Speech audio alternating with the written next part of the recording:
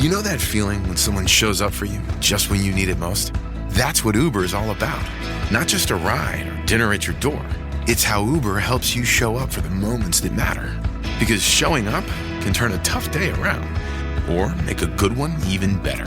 Whatever it is, big or small, Uber is on the way. So you can be on yours. Uber, on our way.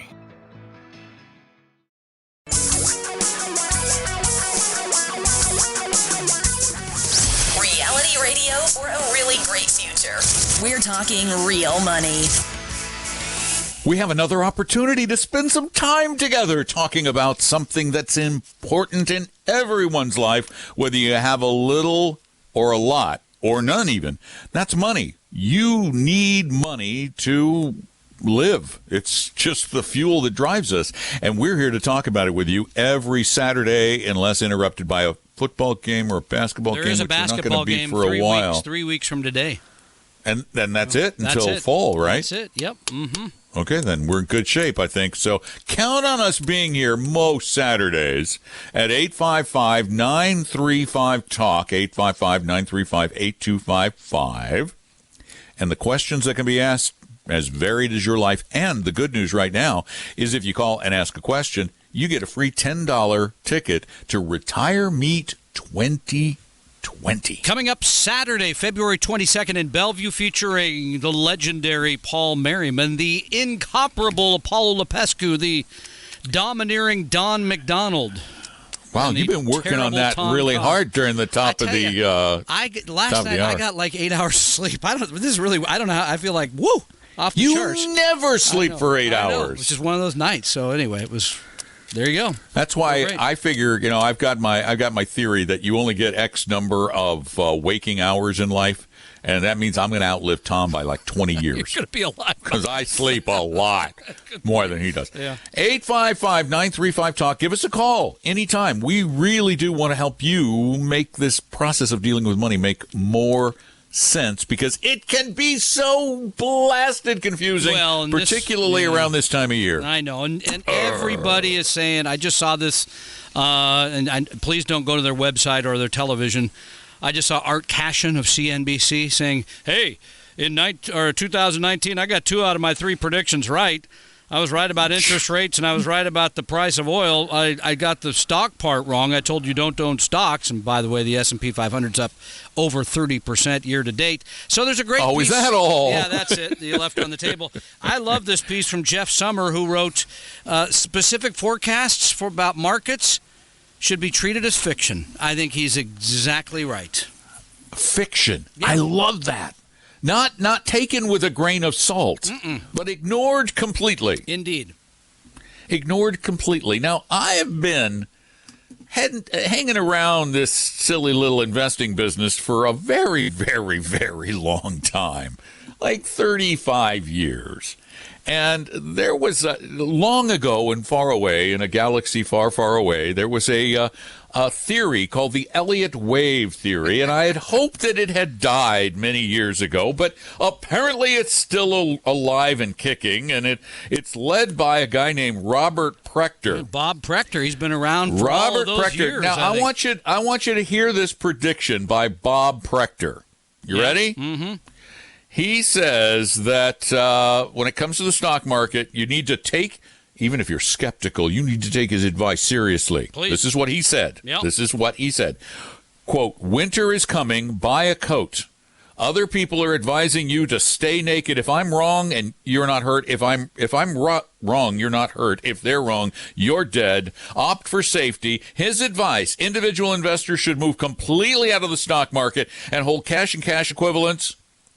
He said, ultimately, the decline in the stock market will lead to one of the best opportunities ever, but it will be worse than the decline of 2008, worse than the Great Depression, and worse, of course, you remember this, Tom, the Panic of 1873. Well, it was a tough year for me and for a lot of our clients. I know that. So, yeah. Yeah, 1873 was a terrible year.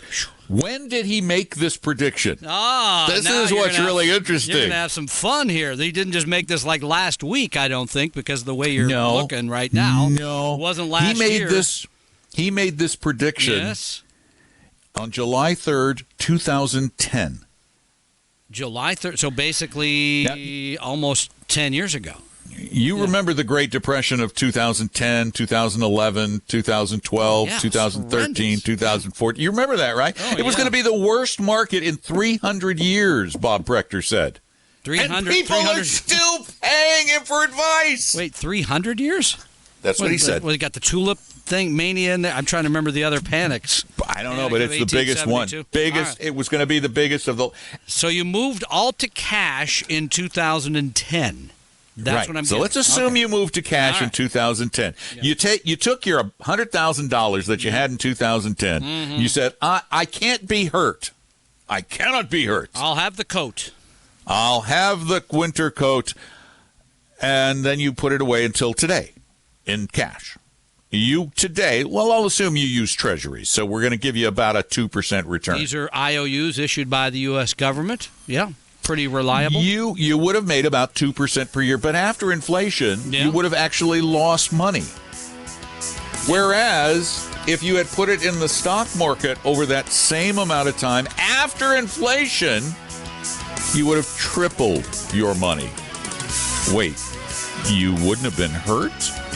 How can people stay in business being this wrong? Tom and Don are talking real money. Do you need a little help with your investments? Set up a free, no-obligation appointment with one of our advisors at TalkingRealMoney.com. For your real life and real future, Tom and Don are talking real money. You know, I was talking about Robert Prechter before the break. He predicted in 2017 to MarketWatch that we were going to have another depression-like event coming up anytime now. He just keeps saying. I guess if you keep saying it long enough, eventually something bad will happen. The thing I hate about it is what you just pointed out, and that is, if people believe him, and I think some people do, right? He wouldn't be in business, right? And just having a coat and keeping you out of the winter, that simplifies the reality. That's not at all true, because if you had it, as you pointed out, if you put it all in treasuries, you didn't even break even. You lost money over that decade. Had you had some of it in stocks and some in treasuries, you made a lot of money. That's a lot of money. Yeah, and so I think it's poor advice, but I think even after inflation. Yeah. Yeah, I mean, that was the point. You made a lot of money even after inflation. 855-935-TALK. That is our phone number. We still have the better part of an hour to help you understand how money and investing work and what the difference is between investing and speculating, and how to avoid being ripped off by a lot of the people selling things that you shouldn't buy, and you don't even know you shouldn't buy them unless you listen very carefully or you call us at 855-935-TALK. Plus, you'll get an opportunity to come to Retire Meet 2020 for free if you call and ask a question on the show. We'll give you a code for a free ticket to Retire Meet 2020 by calling 855-935-TALK and asking a question on the show, 855-935-8255. Anything major? The new year. Anything major happen in Washington, D.C. in the Congress the last couple of weeks? I already had a setup for this. Okay, go ahead. Let's see whose is better. We'll let you vote. 855-935-TALK. In the new year. No, you don't get a ticket for voting. Okay. Sorry. In the new year. Yes. New laws come to visit. They do, yes.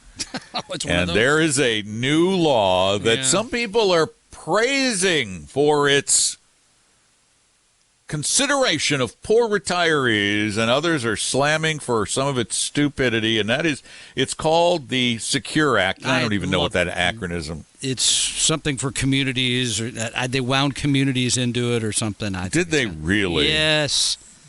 I don't remember the specifics, but this goes into effect like Thursday. And there are some things in it that if you are retiring, well, actually, even if you're not, even if you're in a retirement plan, your retirement plan could change. You going to read the name? You don't want to just do the acronym anymore? It's so stupid. It's something. Gosh, did somebody get paid? Did somebody get paid for coming up with this idea? Here it is. You ready? Here's what SECURE stands for. Mm-hmm. This is lame. Setting every community up for retirement enhancement. Because you know how many communities retire, right? And it needs to be enhanced.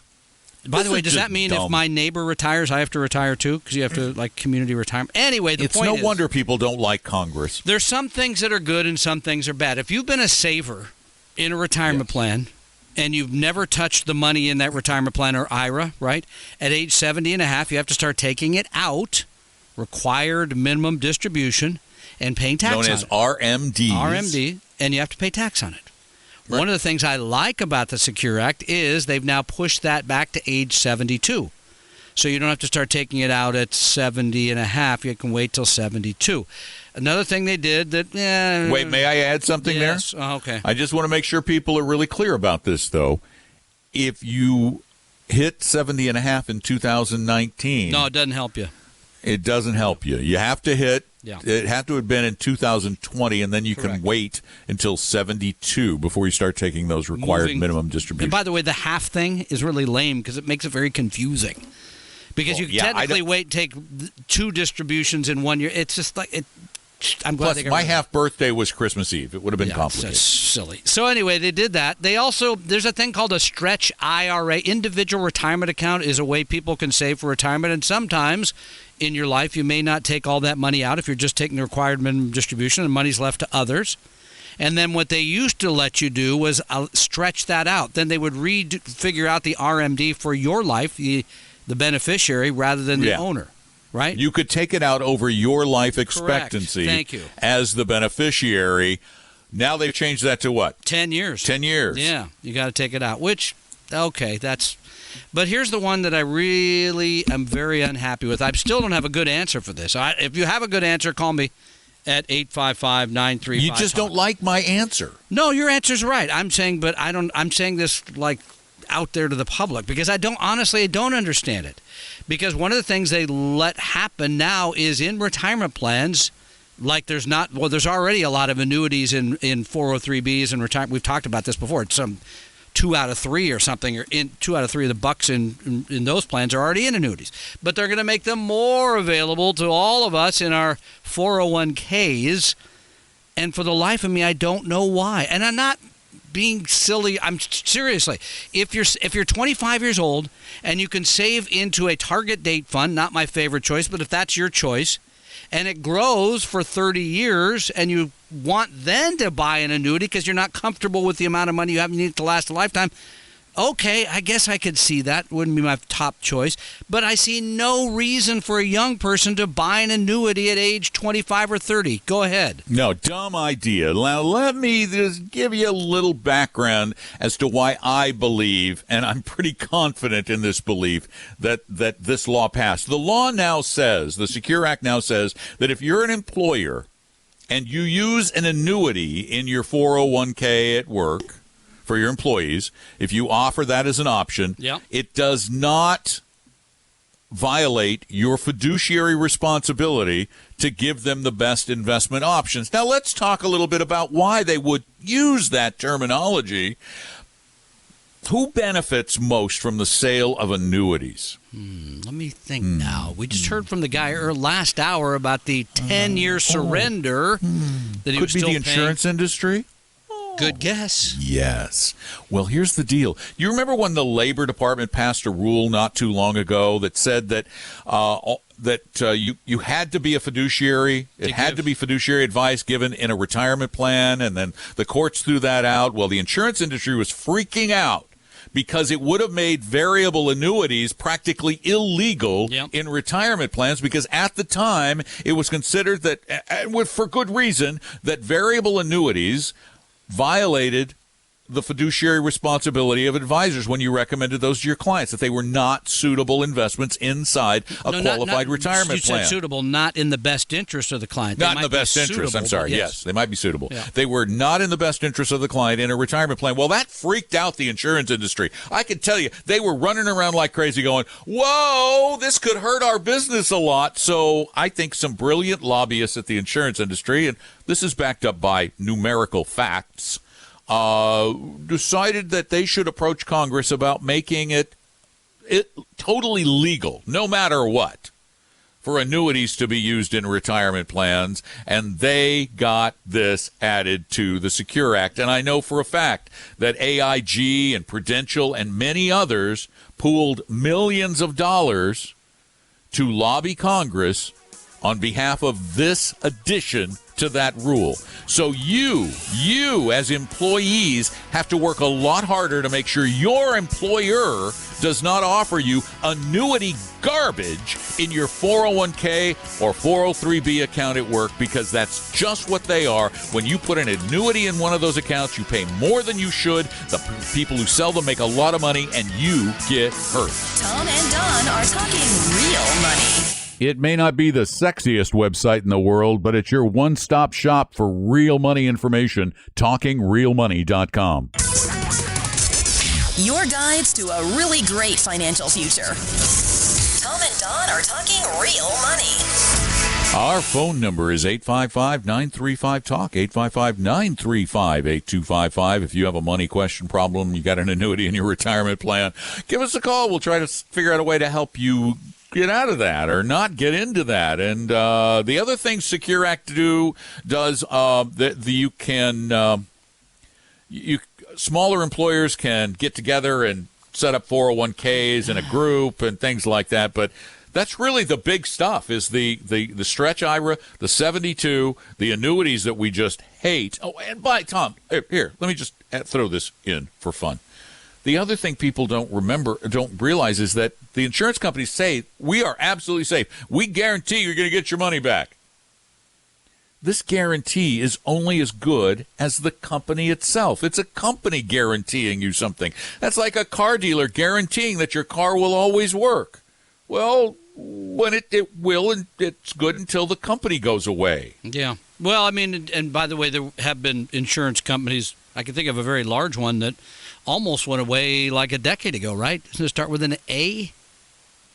AIG. And we all chipped in to make sure that they survived or something. Anyway, Executive Life went under. Penn Treaty American went under. But even it's a contract with an insurance company.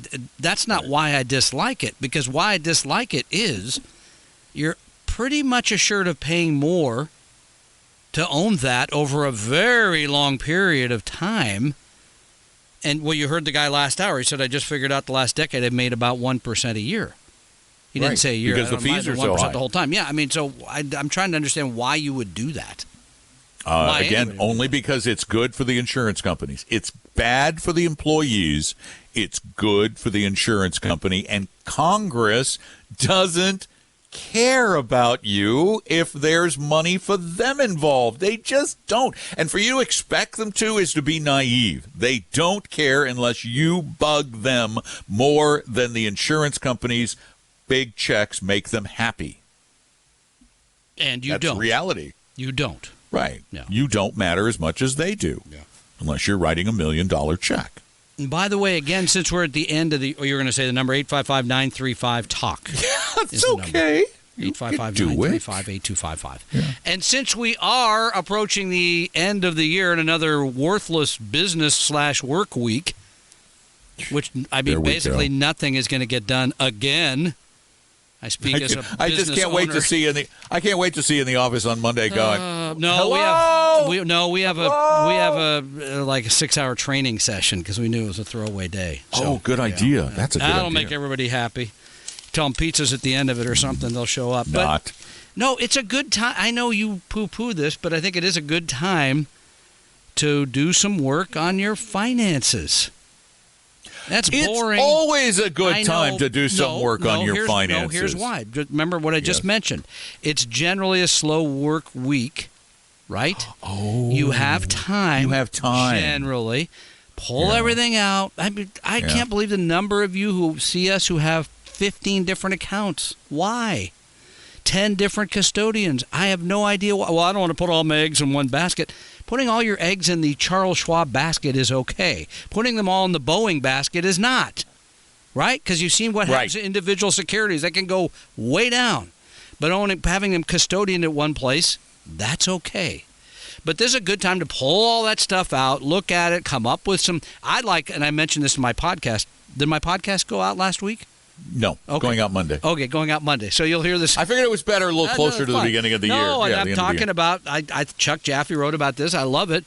Have decade resolutions, not 1 year resolutions. Say, here's where I want to be in 10 years. In your case, it would just be I want to be alive in 10 years. But that's my number one thing. I think that's just make sure I don't die. That's a good one, by the way. But seriously, you have decade resolution. Say, here's what I'm trying to get to, and then you can go to work it backwards, like the guy who called us last hour. You can say, that means I need to save this much. That means I need to make this much on my money. Some general idea rather than just sort of I'm trying. And you just touched on something that's really, really important in the whole process of planning, and that is to look at what the needs are before you decide what you do with the money. That's a good point. What are your needs? So if you don't need a lot, then you shouldn't take a lot of risk. Just get the coat. Adjust your risk to your needs and your risk tolerance. 855-935-TALK is our phone number. Still a half-hour show left and lots of things we can talk about. You get a free ticket to retirement if you call and ask a question. Tom and Don are talking real money. Download the advisor interview form and find out if your advisor's a fiduciary at TalkingRealMoney.com.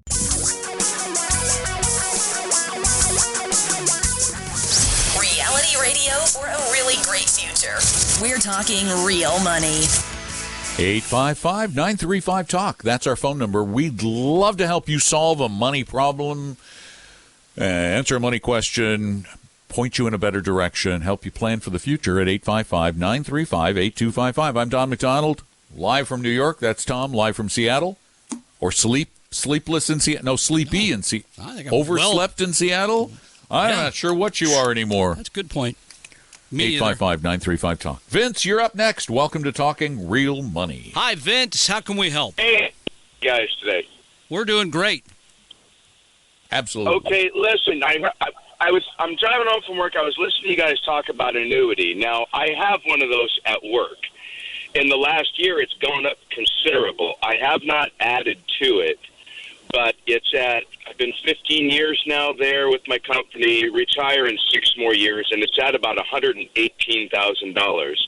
And I'm not exactly sure how these work. Like, when I retire, I kind of heard that you have to wait 60 days or 2 months before you can collect your annuity fund. Is that right? Or maybe you guys know. That was I'm not sure what you're at. Well, it says he was told that he has to wait some period of time after he quits work to start collecting to annuitize the annuity. The answer is we don't know because they're all that would be based on the policy. Yeah, that would be based on the policy. But so are you're getting ready to take this out soon? No, he says 6 years. He's retiring. Right? Did I hear that right? 6 years. I didn't hear the 6-year part. Okay, I was cutting off. Yeah, 6 years. I'll be retiring, and then I have a pension as well because we're union, so I can collect that. Okay, I'm but eligible now. Are you eligible for Social Security as well? No, at 62, I'll take Social Security. Okay, well, that's a whole separate topic. But so you're going to have what I would call 2 annuities already: the pension and Social Security. Why do you need a third? Okay. I mean, that's how I look at it. Like, you have guaranteed income from 2 sources. I'd rather see you saving the money, put it in something that is less expensive. But go ahead, Don. One of the benefits, and it's a benefit to some of these annuity products, and it sounds like if your annuity went way up this year, you have what's called a variable annuity, so it's invested in equities for a portion of that money, because that's the only way it would have gone up dramatically this year.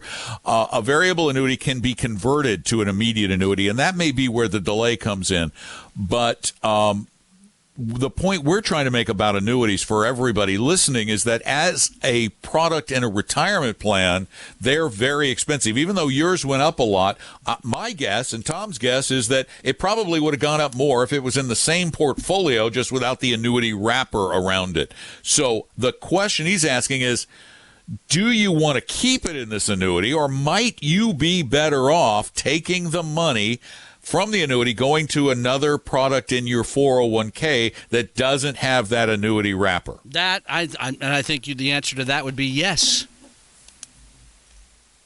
And that's what I was planning on doing. Like, when I retire in 6 years, I'll take the money out, because I've talked to a couple guys who have retired with my company, and they took out their $176,000 or $194,000. They paid off their house, and they took it, and they went to their... No.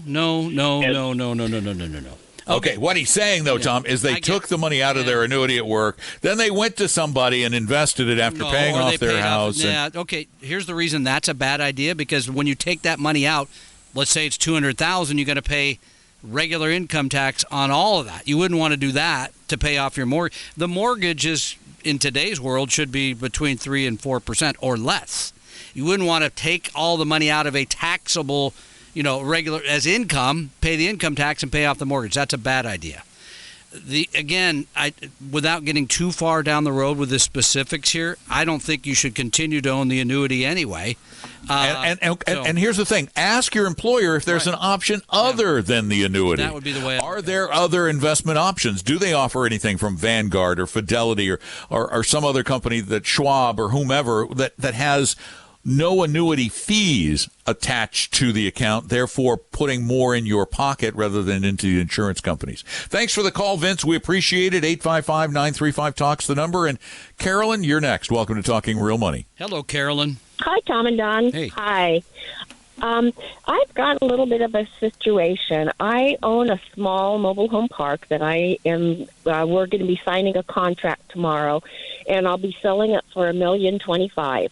I originally purchased it for $350,000, and I'm thinking about doing a 1031 exchange. So I'm thinking, do I have to? I only have to put in like $675,000, don't I, into the 1031 exchange, since my original investment was $350,000. Can you hang on a second? We'll take that up in just a moment. We'll cover that up. We'll cover that up. We won't cover anything up because the IRS would be upset. No cover-ups here. We'll cover that after we take a break. 855-935-TALK is our phone number. 855-935-8255. Stick around. Tom and Don are talking real money. Just about everything you need to know about money can be found at our website, TalkingRealMoney.com. For your real life and real future, Tom and Don are talking real money. 855-935-TALK's our phone number, and we're talking right now with Carolyn, who is selling a piece of property, a mobile home park, on which she has a capital gain of $900,000 or so, roughly, and she's $650,000. She bought it for $350,000. Capital gain. What do you mean? She bought it for $350,000, and you're selling it for $1.25 million, right? Yeah, about $9. Well, no. I bought it for $350,000, and I'm selling it for $1,025,000, just $25,000. Just $1 million. So $1 million. I thought it was $1.25 million. So $650,000 capital gain or so. Correct? Got it. Right. Okay. So, but I want to ask a little more about your personal situation before we get into whether you should do the exchange. Okay. How old are you? I'm 71. Okay. And what is your household income likely to be in 2020? Oh, I don't know, probably $95,000. $95,000, because that becomes an important part of the equation in terms of taxation. So before Don even gets into doing the exchange, my question to you is, the $650,000 or so, is that money that you may need to supply your retirement or other in the next 20 years? Nope. No, You do not I want need it to go to my girls. No, I want my girls to inherit it. Okay, so that's a different topic, because now we really can't, because oftentimes I think people get into, I want to keep deferring the tax. I mean, eventually somebody pays the tax on this, right? You understand that. There is eventually there'll be a step up. The step up basis, assuming that survives, by the way, because there is one major White House candidate who says they're going to get rid of the stepped up basis, which I read yesterday. But assuming that it stays as is, yes, the other folks would inherit it. Go ahead, Don. Okay, here's the deal on the 1035 exchange. A couple of things. One, it has to be a property that's worth more than $1 million. 1035 or 1031? 1031. I'm sorry, 1031. I'm thinking I was on annuities for a minute. 1031 exchange. You have to identify within 45 days a property of greater value That's important. You don't have to put the whole gain into the new property. You have to have do you have a mortgage on it right now, or is it all free and clear? Carolyn? Is she there? Yeah, it's free and clear. Okay, so you don't have to put all of the gain into the property. You just have to make sure that you don't get a property that's worth less, because if you get a property that's worth less, whatever's left over is called a boot, and that boot you'll pay taxes on. You have to close within 180 days. Do you have a property identified already? Well, I was thinking about a DST. What do you think of that? Not a fan of DSTs. No, not a fan of DSTs. Nope. Oh, no. Good to know. Mm-mm. Good to know. No, they're a gimmick. Okay. Yeah. Delaware, whatever trust. Statutory trust. Yeah, Delaware statutory trust. No, that is a serious, ridiculous, dangerous gimmick that I wouldn't touch with a 10-foot pole. I got to tell you, I'm kind of with Tom on this in some ways. Your tax, I roughly figured it out, real roughly. You're looking at a tax of about $130,000. Okay. You've got the bird in the hand right now. The other thing that we have to consider is, if this isn't inherited by your kids, what are tax rates going to be in the future? Will that opportunity even be there for them? Yeah. You're buying, when you buy, you really, with a 1031 exchange, you need to buy another single piece of property in which risks have been and can be high, particularly if you're not a professional real estate investor. It's not your job. So if this was my money, if I had gotten this lucky on a piece of property and done really reasonably well, I can guarantee you, I know in my own heart of hearts, I would take the gain, pay the taxes, and then build myself either a portfolio for me or for my children that gives them. If it's for the kids, I'd build them an aggressive growth portfolio and not worry about. We kind of cut off our nose to spite our tax face. You let as we say, the tax tail wag the dog. That's my. We word. Got all kinds of old sayings. I think anyway. That's your decision to make, Carolyn. But we gave you the basic breakdown. Thank you for your call. Let's go on to the phones. Let's go to Brenda now. Brenda, how are you? Good. How are you? Doing well. How can we help you? I have a question. My husband is a contractor and has never really invested in his retirement.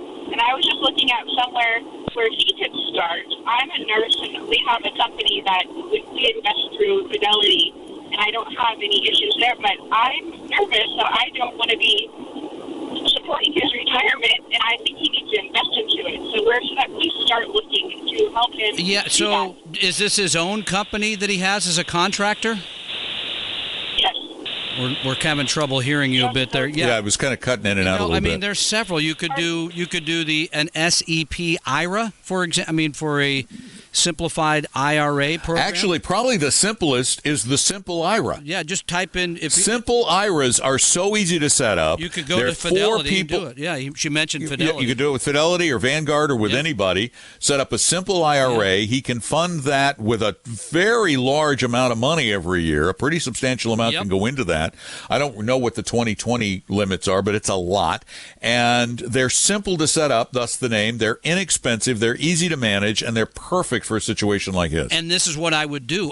In this case, because people who are contractors have a tendency, they're busy, they're doing other things, set up a regular deposit into that, say, every couple weeks, like you would be into your 403B as a, I think you said nurse, or monthly or something like that. So there's regular deposits, the money's going in there. It doesn't require any discipline in making those contributions. Thank you for your call, Brenda. We got time for one more.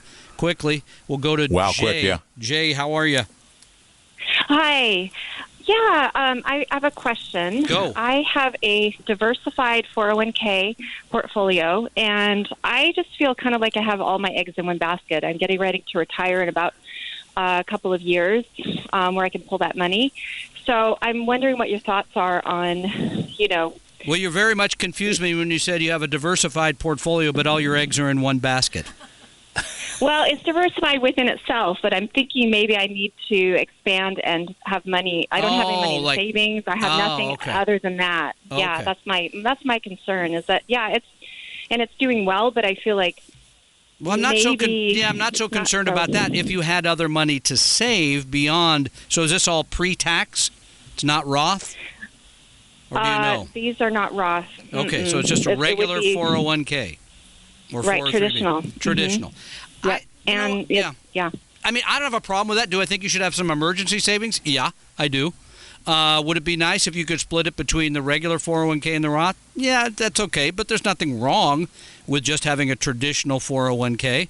How old are you? I am 56. Okay. So what? I mean, I wouldn't call that eggs in one basket. You have kind of all eggs in one tax basket, but that's not harmful. I mean, have you done any sort of looking at how much income you need in retirement, where it comes from? That's something I think you should work on now.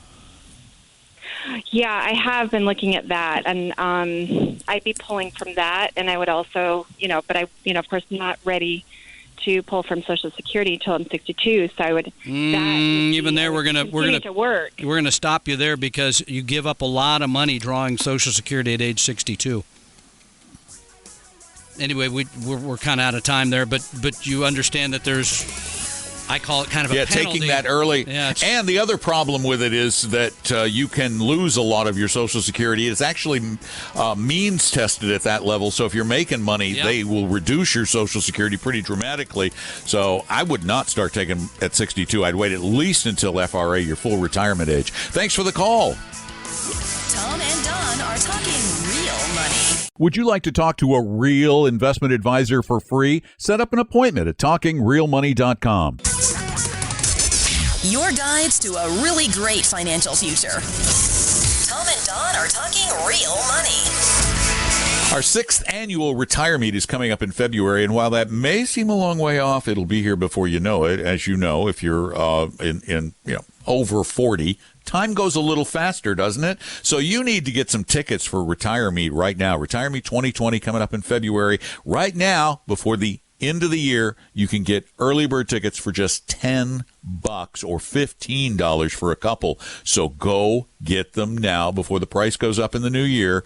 You just visit retiremeet.com. That's retiremeet.com. You can read about it there and then click on the purchase tickets button and order your tickets right now. We hope you realize that the information provided on Talking Real Money is for educational and hopefully enjoyable purposes only. Providing personalized financial planning or investing advice takes time, so please consult with a really good fee-only fiduciary investment, tax, or legal advisor. We know a good one. Investing must always involve risk. In other words, you can and probably will lose money at times. Also, as much as you want it, no one can accurately, consistently predict the future. So past performance doesn't tell you a darn thing about what the future will bring. Unlike many other programs that say something similar, Talking Real Money is not trying to get you to buy or sell any financial products or securities. Instead, the program is provided as a public service by Vestry, a fee-only registered investment advisor. Thanks for listening, and please visit TalkingRealMoney.com for more information and disclosures. Are we done now?